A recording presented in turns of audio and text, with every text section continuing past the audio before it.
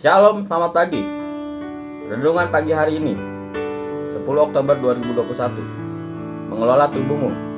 Karena itu, saudara-saudara, demi kemurahan Allah aku menasihatkan kamu supaya kamu mempersembahkan tubuhmu sebagai persembahan yang hidup, yang kudus, dan yang berkenan pada Allah.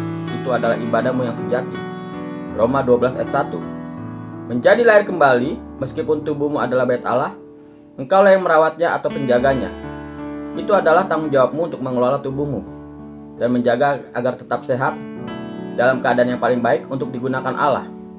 Setan akan mencoba untuk melakukan segala sesuatu untuk mempropagandakan tubuhmu. Ia akan mengamuk dalam tubuhmu jika engkau membiarkannya, tetapi engkau harus berkata tidak. Ingatlah apa yang kita baca di dalam ayat tema kita, dikatakan mempersembahkan tubuhmu sebagai persembahan yang hidup. Bukan Allah yang melakukan persembahan untukmu, tetapi Ia menyuruhmu untuk mempersembahkan tubuhmu kepadanya. Ia memberimu kuasa untuk mengelola tubuhmu. Ini sebabnya mengapa beberapa orang Kristen, meskipun mereka telah menerima Roh Kudus, tubuh mereka bisa sakit. Alasannya adalah mereka sendiri yang menguasai tubuh mereka. Allah memiliki hak untuk mengatur tubuhmu, tetapi Ia menunjukmu untuk mengaturnya baginya. Bayangkan jika seorang wali kota, ia memiliki kuasa untuk mengatur kota, tetapi ia tidak mengatur rumah masing-masing individu dalam kota itu. Ia mempercayakan pengaturan rumahmu kepadamu. Juga demikian halnya dengan tubuhmu. Engkau harus menghentikan iblis memanipulasi bagian apapun di dalam tubuhmu. Gunakan kuasa yang telah dianugerahkan kepadamu dalam Kristus. Gunakan nama Yesus.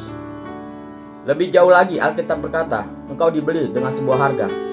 Maka dari itu muliakan Allah di dalam tubuhmu dan di dalam rohmu, yang adalah milik Allah. 1 Korintus 6 ayat 20. Engkau adalah roh.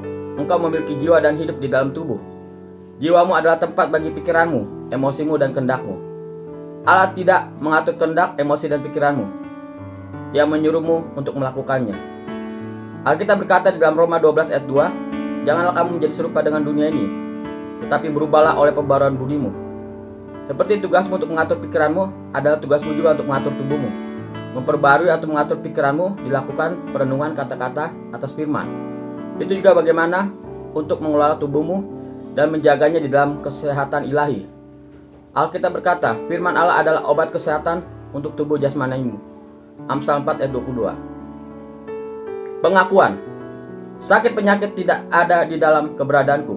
Aku adalah ciptaan yang baru di dalam Kristus Yesus. Dan Kristus telah mewujudkan rencana untuk kesehatan ilahiku. Maka dari itu, aku menolak untuk sakit. Aku memiliki Zoe, kehidupan supranatural dari Allah yang membuatku sehat secara ilahi. Kemuliaan bagi Tuhan.